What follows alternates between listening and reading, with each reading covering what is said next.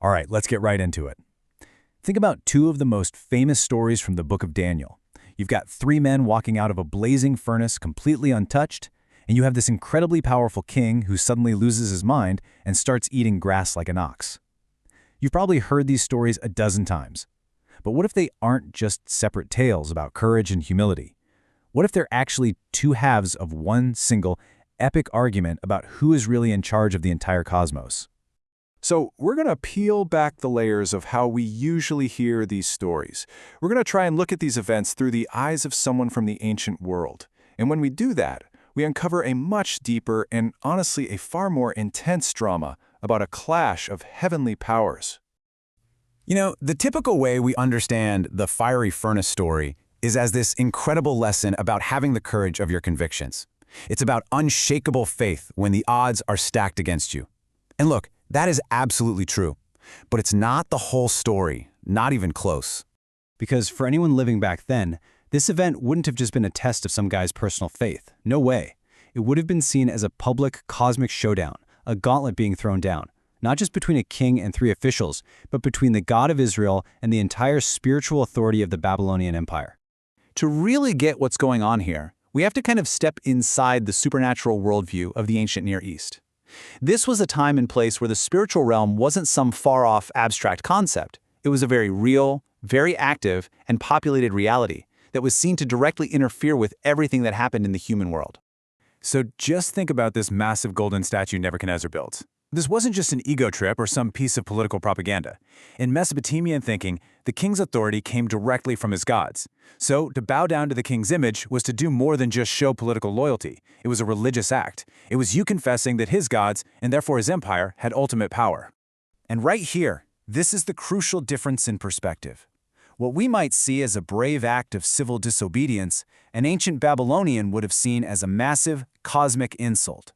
Shadrach, Meshach, and Abednego weren't just saying, "We won't obey your law." They were effectively shouting, "Your gods have zero authority over us, and your claim to rule the world is a lie." This was nothing less than theological rebellion. And then Nebuchadnezzar says the line that just sets the whole stage. This isn't just an angry threat from a powerful man. This is the central question of the entire conflict. He is literally throwing down a challenge, daring any other divine being to step into the ring with him. He just has no idea that his question is about to get an answer, and a very dramatic one at that. So, you know the story. The three men are tossed into a furnace that's so ridiculously hot it actually kills the guards who get too close. But when Nebuchadnezzar peeks inside, he doesn't see three charred bodies. He sees four men walking around totally unharmed. And this brings us to one of the biggest mysteries in the whole book. Who is that fourth guy? The king, completely stunned, says the fourth man looks like elahin. Now this is Aramaic, and it literally means a son of the gods. The key thing to remember here is that Nebuchadnezzar is a pagan king. He's using his own religious vocabulary. He's not making a Christian confession. He's simply saying, "Whoa, that's a divine being in there. That's someone from the heavenly realm." Okay, so who was it? Well, theologically speaking, there are two main ways people have understood this. One view is that this was an angel, a messenger from God's divine counsel sent to protect them. The other view, which was very popular with early Christian writers, is that this was the angel of Yahweh, a very specific figure who shows up all over the Old Testament as the visible manifestation of God himself, what Christians would later identify as the pre-incarnate Christ. But here's the thing.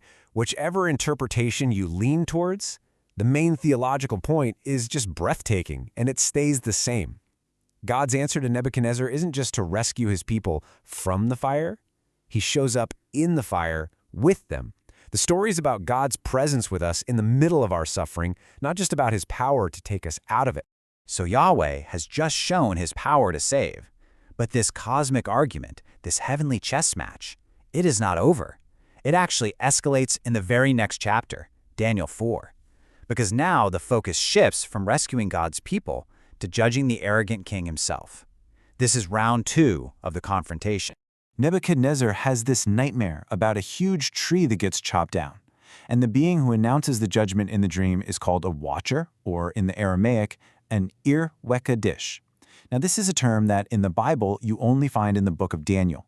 It refers to a heavenly being from God's divine council, like an agent sent to announce and carry out a verdict from the heavenly court.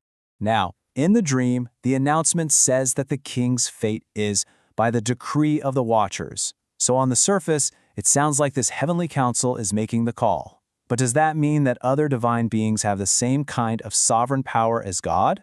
Not at all, because just a little bit later, when Daniel interprets the dream for the king, he says the very same judgment is the decree of the Most High.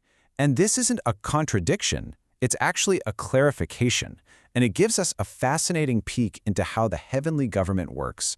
What this shows us is a picture of the divine administration.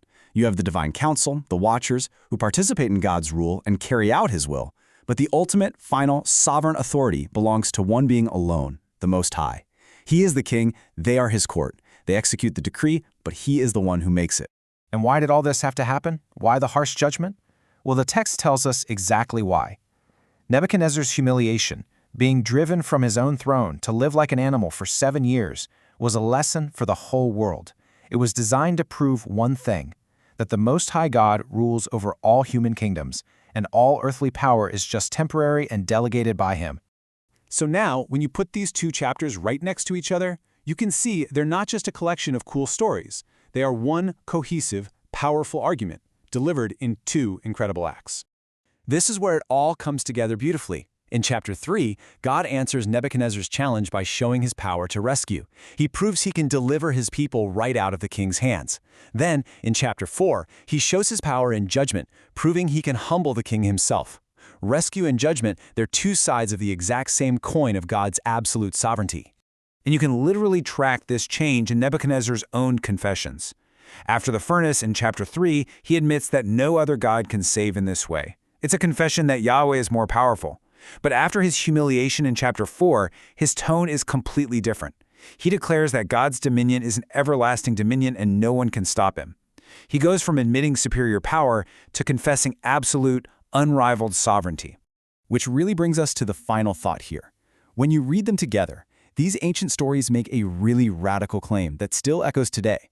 No human leader, no government, no empire, no institution is ultimate. All earthly power is borrowed, and it is accountable to a higher throne. So the question these chapters leave ringing in our ears is pretty simple. If the most powerful king in the ancient world had to learn the hard way that his authority was just on loan, what does that say about our modern ideas of power and control?